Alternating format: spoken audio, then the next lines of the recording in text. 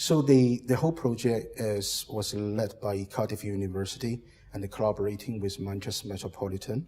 So we have team members from engineering, business school, and computer science, because this feasibility study is truly multidisciplinary.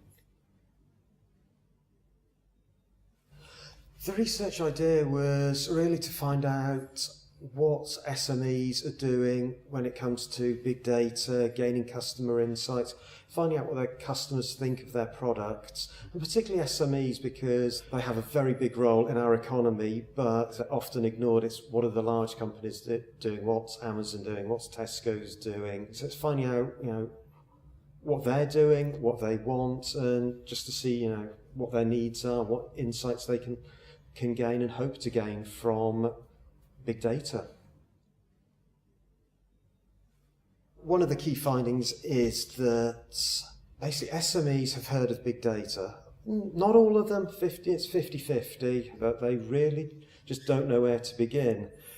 And they need, a bit of hand-holding. They want simple to use tools, help finding out what data they've got, a data audit, as it were, data mapping, to find out what they've got, what they can do with it, what the starting points are, and what it can actually show them.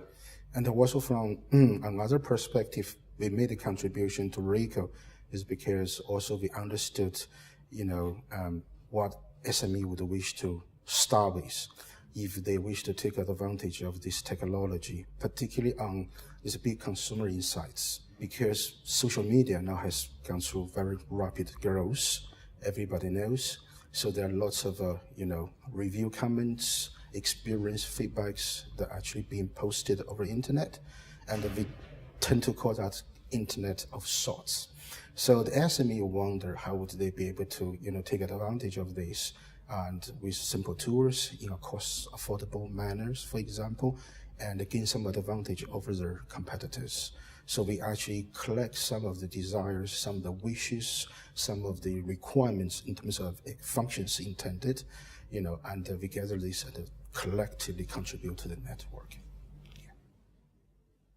It's just how interested and just how aware SMEs were. We expect them to have some awareness. We didn't expect them to have, same awareness as a large enterprise, but they are very aware of what's going on. So I think that was the big surprise.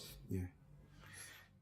The major surprise we actually noted is that SMEs, they're very keen to looking at some technology in terms of data fusion, for example, IoT, Internet of Things stuff, and coupled with the technology on big consumer insights analytics. And they're really looking at the smart products.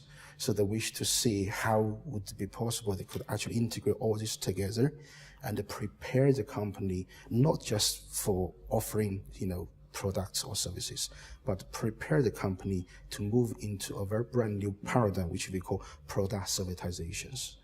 It's that thing. It's that paradigm change, different way of thinking about things, and it is interesting that SMEs are there. They may not always have the capability to do something, but they are thinking of new things, such as smart products. For example, putting sensors into a chair to help so they can be better adapted and more ergonomic, that sort of thing. They are actually just coming up with these ideas. They're very innovative, but they don't necessarily have the technological capability outside of the domain that they work in. So if they make chairs, if they make machinery, if they do injection molding, if they make crash helmets, they know about the area, they know how they could improve their products quite often. I have no idea how to take that next step to actually implement the smart technologies. At the moment, we are working closely with a few SMEs to basically to further tailor the prototype, the tool we have developed, so that it will be more suitable to be deployed in their business context and hopefully trigger some impact.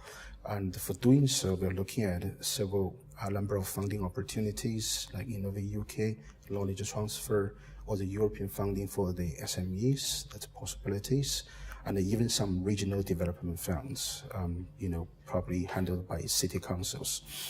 And given the short period of the feasibility study, we have actually managed to secure 2 conference publications, including one with a prestigious CRP Manufacturing System Conference. And we are working under, and in progress to prepare 1 journal publications. And we have done 2 workshops. We actually bring the results back to SMEs and trying to further understand their further inputs after they have looked at what we have gathered, what our tool would be able to do, and they got much realistic ideas about the whole picture. I think that's very, very positive.